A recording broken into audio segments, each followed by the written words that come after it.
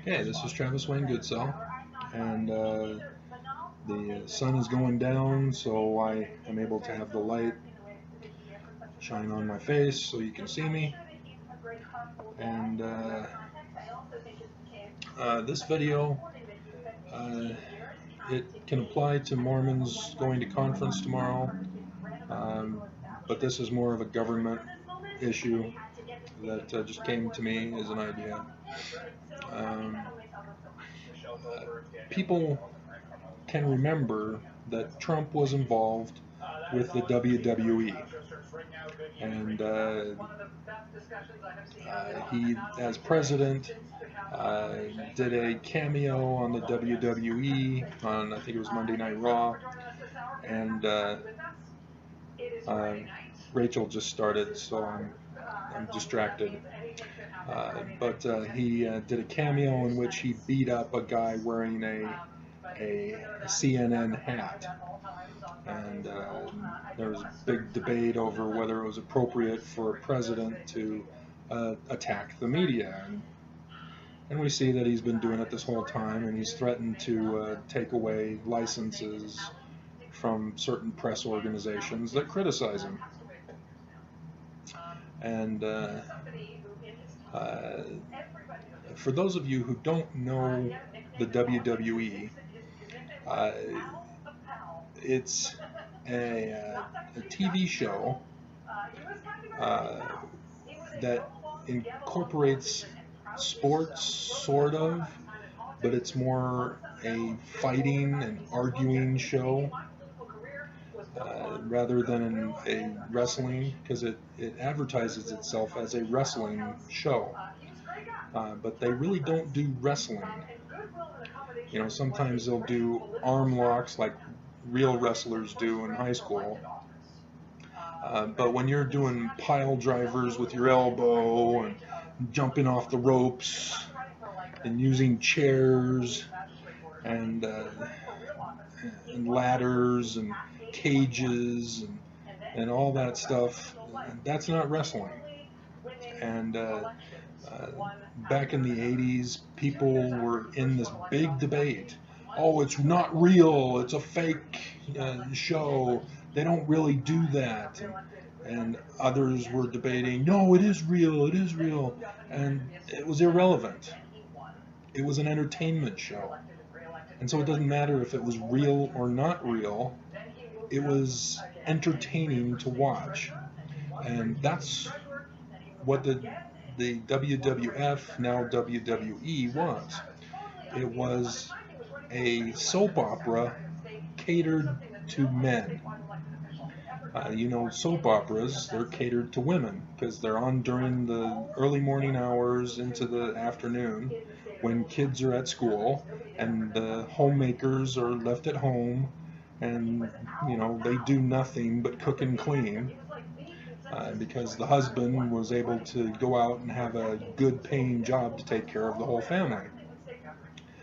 Those days are long gone, but that is where soap operas were catered towards these homemakers, and they involved sexual conflicts, emotional conflicts, of betrayal, cheating, lying, deceiving, stealing, adultery, and some of them even got into murder and financial fraud. And I personally liked General Hospital back in the days of Luke and Laura. This was when the can't remember the name of the Quartermain family, and the freeze ray machine that was pointed at Port Charles. And so that's why I like General Hospital over the others, because the others were more romance type stuff. And General Hospital, at least on Monday, Wednesday, and especially Friday, because they did their big shows on Friday because it went into the weekend. And so they did a big show on Friday that kept you in suspense and had you come back on Monday to find out what happened. But it was, soap operas are for women, and so uh, Vince McMahon uh, figured out how to, I guess it was his father first, and then he took over and made some drastic changes, but they figured out how to entertain men, and so that there was an equality. And of course, obviously, you're going to pick up women who find it fascinating because they grow up with a good relationship with their fathers, and they bond over watching wrestling, you know, and that just works for the finances of the show. You know, soap operas as well. If they can get men to like the soap opera, great. Excuse me. And so that's what the WWF, now WWE, was. It was just a soap opera for men, and so for men it had to involve violence and conflict that was resolved with beating each other up. And they all had character roles, and there was a division. There were the good guys and the bad guys, and so you'd have defectors, people who were bad becoming good, and good becoming bad, and betrayals and all that stuff, and, and, and guys ate that up. It was great entertainment. Uh, and the thing is that it's just entertainment. There was a strict rule that the employees, the wrestlers, could not physically interact with the audience. And so you'd have situations where people would be led to believe that the audience was getting involved, such as Ted DiBiase. He'd call people out from the audience and pretend to pay them money if they do unspeakable things right there on public television. And but they were paid actors to be planted in the audience, and so they were selected as a prearranged script, and it was just an enhancement to the show, making people believe, oh, I can maybe get on the show one day. That would be so awesome. And no, it was all scripted, and they could not harm the audience. And there were cases where it did get to the point of harming actual civilians, and that's why they had to back off and keep it in the ring for the most part. And things get gated off. But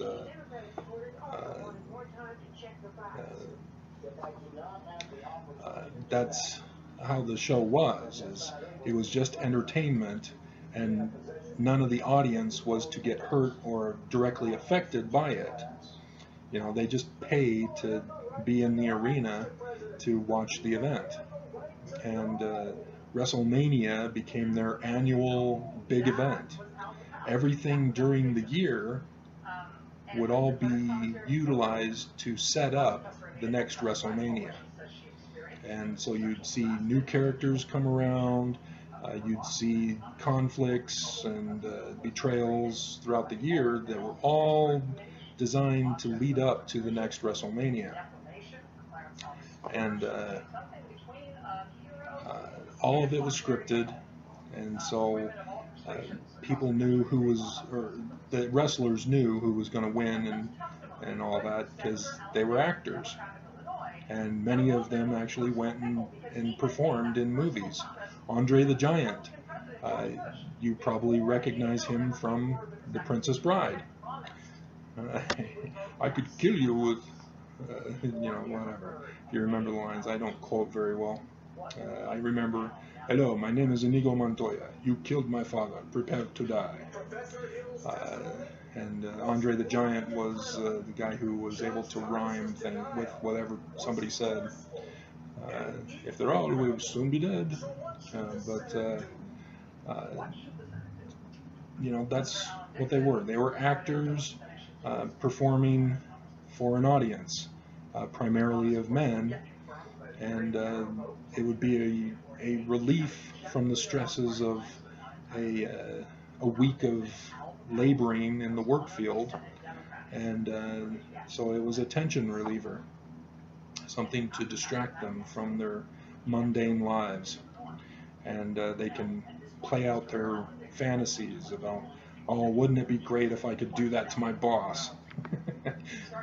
and and unfortunately, there were many people who imitated what they saw on these shows, and we see that with movies. Star Wars, for example, when the prequels came out, the prequel trilogies.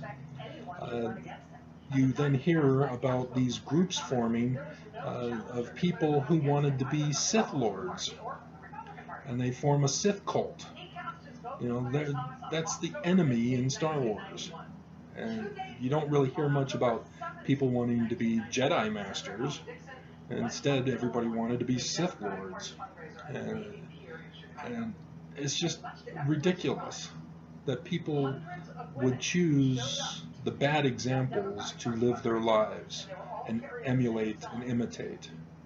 And that's what you see with a particular actor in a famous popular movie, is everybody styles their hair after that actor in that movie, and dresses like that actor from that movie, and they start to talk and move just like that actor in that movie. And so you can identify what forms of entertainment a person has been uh, watching and has really liked by the way they behave.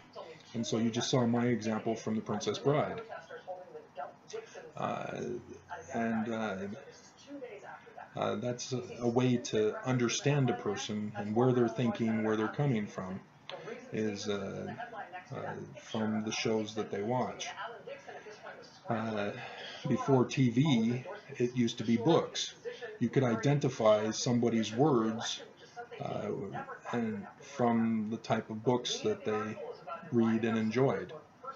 And so here we have the WWE, the WWF, and people are imitating the characters. And for example, Stone Cold Steve Austin.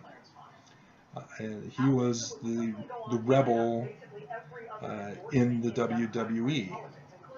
He didn't put up crap. He didn't side with anybody. He was his own rebel, and everybody liked it. And he would bring beer and drink it on set, and everybody would cheer for him when they hear his song. Every wrestler had a theme song. So the theme song would come on, and people would act like Pavlov's dogs and salivate when they hear the theme song, and then they'd look to the entrance, waiting for the wrestler to then emerge, and cheers and all excitement. And the Undertaker was my favorite because his was the death the death march. I have no idea what his song is called, but the room goes dark, and then the strobe lights of red, and the mists go up, and he emerges from the mists, and the eerie music, and it's all show, and it's designed to trigger an emotional response in men. And And that gets men to want to keep coming back and paying more to continue to watch and find out what's going to happen next. Because it's not just, oh, okay, one guy is going to wrestle another guy. It's a soap opera. You've got to keep watching every week to find out what your favorite character is going to do next, and how they're going to, react, and what their preparation is for WrestleMania. And so for like the Undertaker, he was year after year the main event, or the special main event, where it was a matter of who can beat the Undertaker, because he was undefeated year after year after year. I think this year I heard that he finally lost. I'm not for sure, but yeah, he was winner year after year. Different people would emerge during the year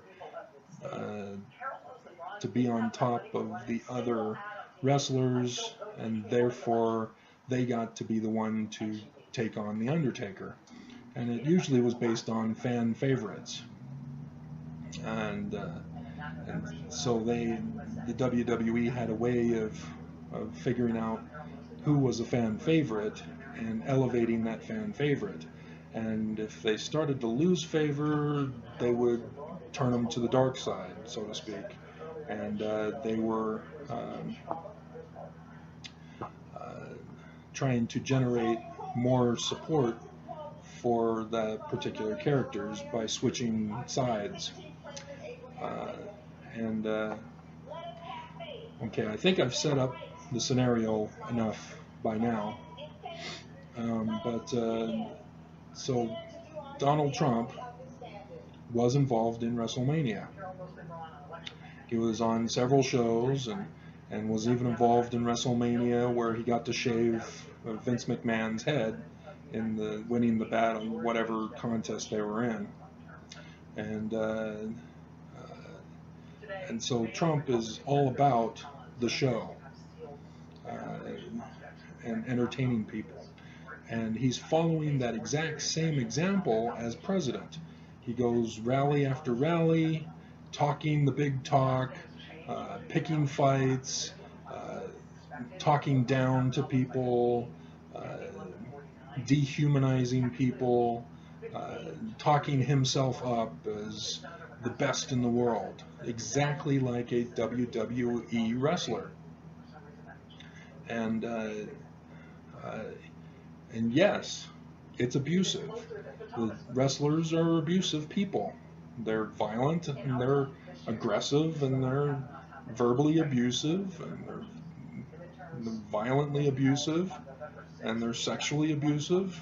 They tried pushing the borders on a number of cases, and testing out their audience.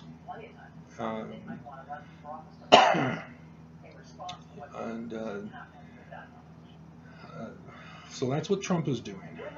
He's treating the presidency like a WWE show. It's not an apprentice show for him, because even though he went through a phase of "you're fired," and he's had the most firings than any previous president, his show is mostly a WWE show, where he riles up people to be offended with him, to hate him, and then he argues and fights back, saying, "You guys are out to get me." Well, yeah, you set yourself up for it, because it's all show to you. That's what he's doing. And it's a distraction technique, because this isn't like a WWE show where you have to not harm the audience. You have to stay away from the audience in WWE. Trump, however, is directly affecting our lives when he signs the tax bill into law, when he signs executive orders, and they have direct impact in people's lives. The immigrants, for example, he is directly responsible for the deaths of many of the people trying to immigrate into America. And he's responsible for locking them up and treating them like animals, babies in cages. I mean, this is for real. And he's directly hurting people. You know, this isn't like a WWE show for Trump. Trump is turning it into a reality show, a reality WWE. And he's drawing us all into his show. And if we give loyalty to him, he gives us food scraps. And if we're disloyal to him, if we complain, if we argue about what he does, he punishes us.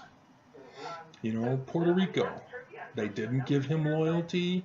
They kicked out the electrical company that was from the town of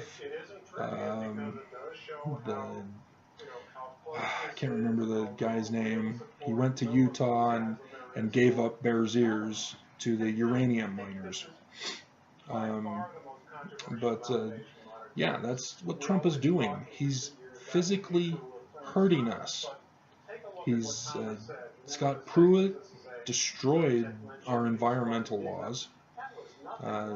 Flint, Michigan were denied bottled water because they still haven't fixed the water in Flint yet. And now they've cut them off from bottled water.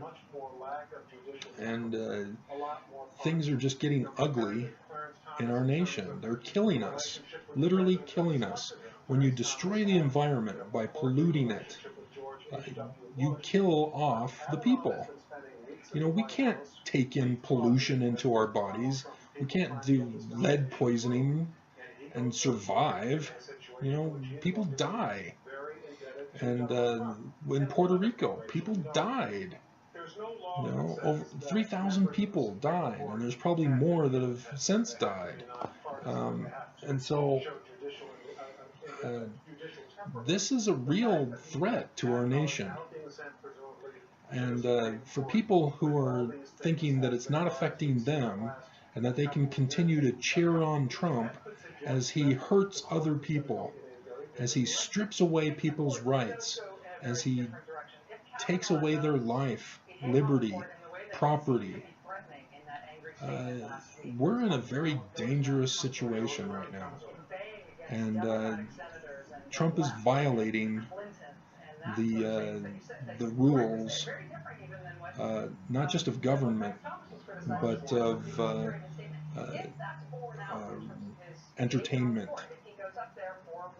You're not supposed to affect the lives of other people who are your audience, who are your voters, even your opposition. You're not supposed to hurt them. You're just supposed to entertain people. And let them hate you, let them love you. It doesn't matter. You know, you're just supposed to entertain. And Trump is violating that law. And that's where we're at right now. We have Trump followers who think this is just an entertainment show, and they love to hear Trump trash talk other people. And because they don't get hurt yet, they continue to love Trump. But Trump will eventually get to you guys. He's gotten to Harley Davidson owners. Bikers of Harley Davidson were voters of Trump. And the farmers, they voted for Trump. And now he's doing these tariffs, and it's hurting the farming. And the steel workers. Trump was all about the steel workers, and then the tariffs, and he then hurt the steel workers. And over and over and over again. He punishes the Postal Service, he punishes other rich people, Jeff Bezos of Amazon, and Facebook, and he's gone after Google, because he was trying to protect Alex Jones, who was being verbally abusive. In my day in the 80s, we had Rush Limbaugh, who was riling up the alt-right Republican base to anger and frustration with lies and rhetoric, just like an entertainment show of the WWE.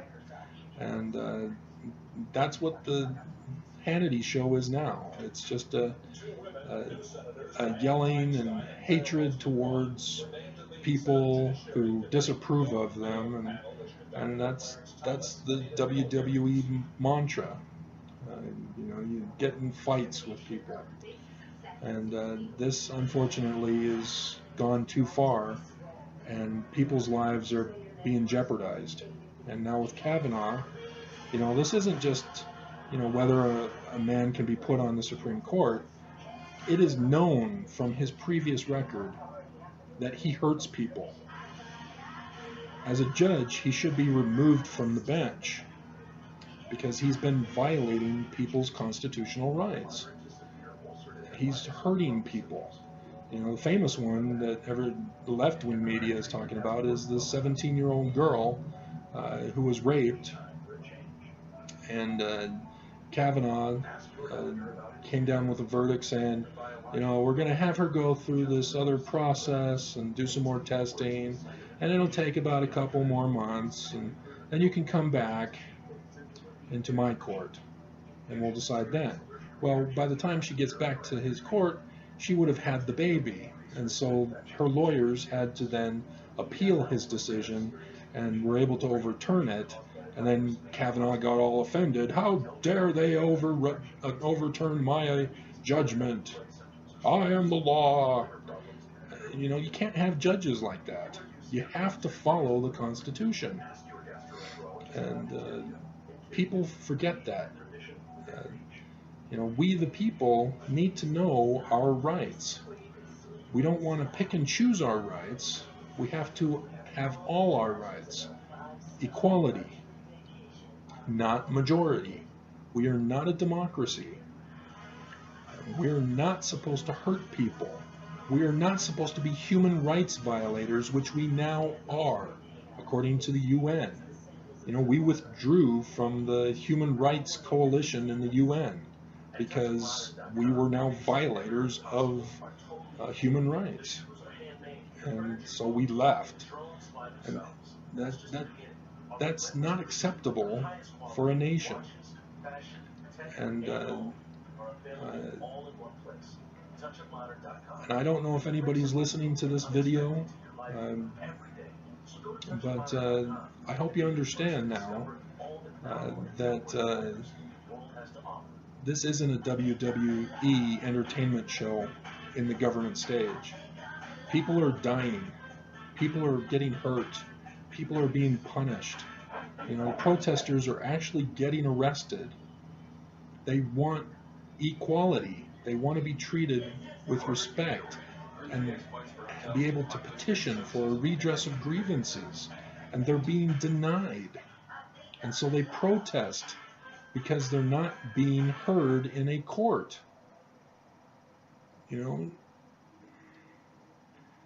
Our nation is falling into ruin because Trump has taken it too far. And the reason why is because he's using the presidency to protect himself. Because once he leaves, he'll now be thrown in prison, if not given the death penalty. And because his crimes that are emerging day after day are very serious. You can't do what he's done and is continuing to do as president. That's criminal behavior. And what he's doing to the public, to the people, is unacceptable and criminal. And the fact that our government is refusing to remove him from office and punish him for his crimes is a sad commentary on our nation. That the Constitution has failed because our leaders refuse to follow it. And people are suffering.